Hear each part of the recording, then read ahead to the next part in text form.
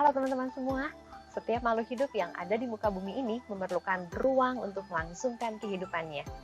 Kita dapat katakan ruang adalah tempat di permukaan bumi, baik secara keseluruhan maupun sebagian, yang digunakan makhluk hidup untuk tinggal.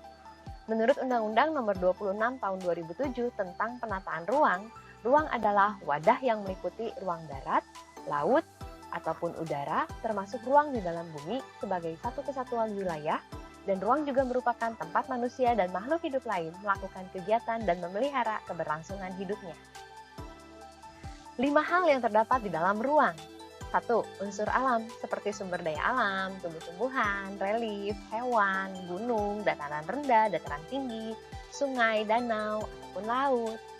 Kedua, unsur sosial yang merupakan hasil dari keberadaan manusia, komposisi penduduk, pertumbuhan penduduk, dan perpindahan penduduk yang berdampak pada kehidupan sosial.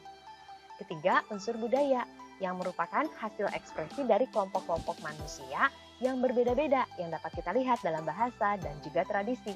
Keempat, unsur ekonomi. Unsur ini dapat kita lihat dari berbagai kegiatan ekonomi yang dilakukan oleh manusia untuk memuaskan kebutuhan hidupnya, seperti pertanian, peternakan, perikanan, perdagangan, ataupun juga industri. Kelima, unsur politik yang dapat kita lihat dari berbagai bentuk pemerintahan seperti demokrasi, monarki, ataupun tirani. Dalam geografi, maka konsep ruang berkaitan dengan tempat, lokasi, dan distribusi ruang. Kita akan bahas satu-satu. Tempat. Tempat merupakan bagian dari ruang. Ruang bersifat umum, sedangkan tempat lebih spesifik. Tempat merujuk pada wilayah tertentu, punya batas-batas yang jelas dan dikendalikan oleh manusia. Contohnya, kampung rambutan, kota Jakarta, dan benua Eropa. Karakter suatu tempat dipengaruhi oleh proses-proses alamiah seperti geologis, hidrologis, dan juga biologis. Proses-proses ini kemudian akan mempengaruhi jenis tanah, flora, fauna, ataupun juga tata air di suatu tempat. Keadaan alam di suatu daerah akan mempengaruhi mata pencaharian, pola pemukiman penduduk, jaringan komunikasi, dan komposisi penduduk di suatu tempat. Hal ini menyebabkan setiap tempat akhirnya memiliki kebudayaannya masing-masing. Berikutnya, lokasi. Lokasi diartikan sebagai posisi sesuatu di dalam ruang. Ada 2 jenis lokasi. Yang pertama, lokasi absolut. Yang kedua, lokasi relatif.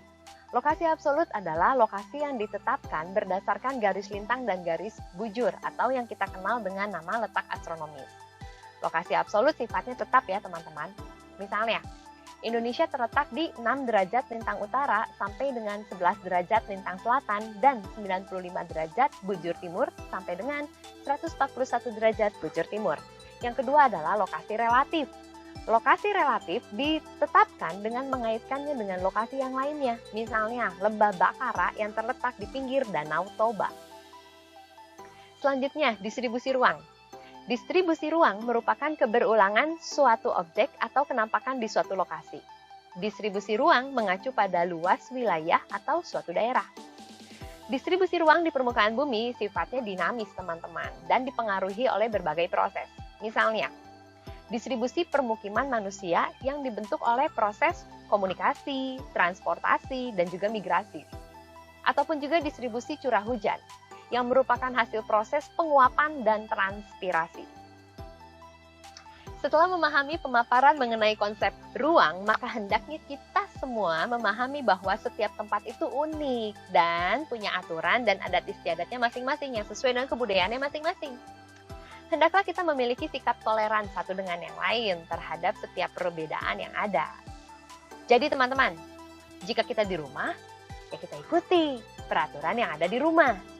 Jika kita di sekolah, ikutilah peraturan yang ada di sekolah. Mari kita biasakan sikap saling menghargai satu dengan yang lain dimanapun kita berada.